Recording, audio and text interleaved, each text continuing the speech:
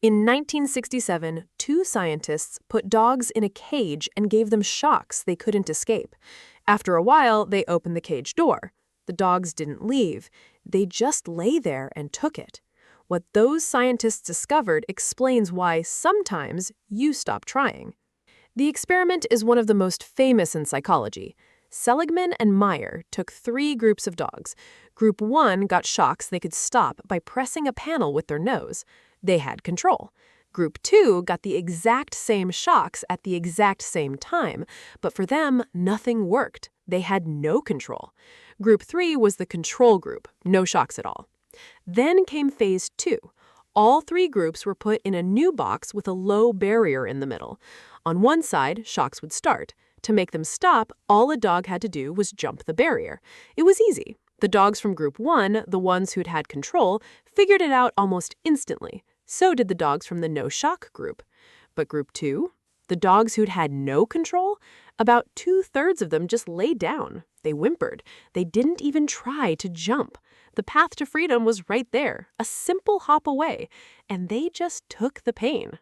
7 years later, a researcher did the same experiment on college students, using a loud, irritating noise instead of shocks. The result was identical. The group who couldn't stop the noise in round 1 stopped even trying to stop it in round 2, even when a solution was easily available. For 50 years, the conclusion was learned helplessness. The theory was that the dogs and the students learned that nothing they did mattered. This belief in their own powerlessness made them give up. It became the dominant theory of depression, the foundation for thousands of scientific papers. Then, in 2016, the original scientists, Meyer and Seligman, came back and said, "We got it backward." Here's the insight that changes everything. The dogs didn't learn to be helpless. Passivity is the default. It's the factory setting. Your brain's first unlearned reaction to prolonged, inescapable stress is to freeze, to shut down. There's a specific part of your brainstem, the dorsal raphe nucleus, that fires up to inhibit your escape behavior. Giving up isn't a lesson your brain absorbs from failure. It's the brain's ancient, built-in emergency brake. So what did the dogs in Group 1 learn? They learned the opposite. They learned control.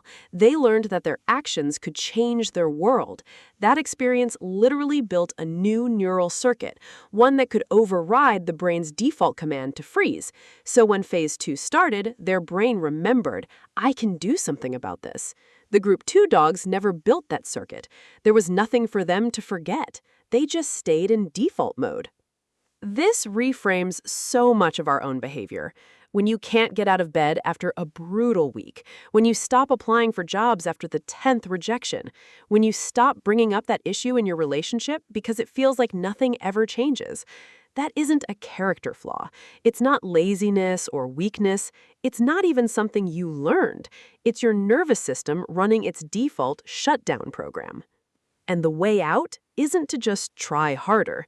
It's to find one tiny thing, anything where your action creates a clear outcome. Send one email that you know will get a response. Wash one dish and put it away. Text one person and make a simple plan.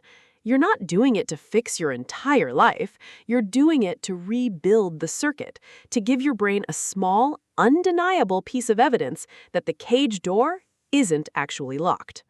Helplessness isn't who you are. It's just the channel your brain tunes to when nothing has worked for a while.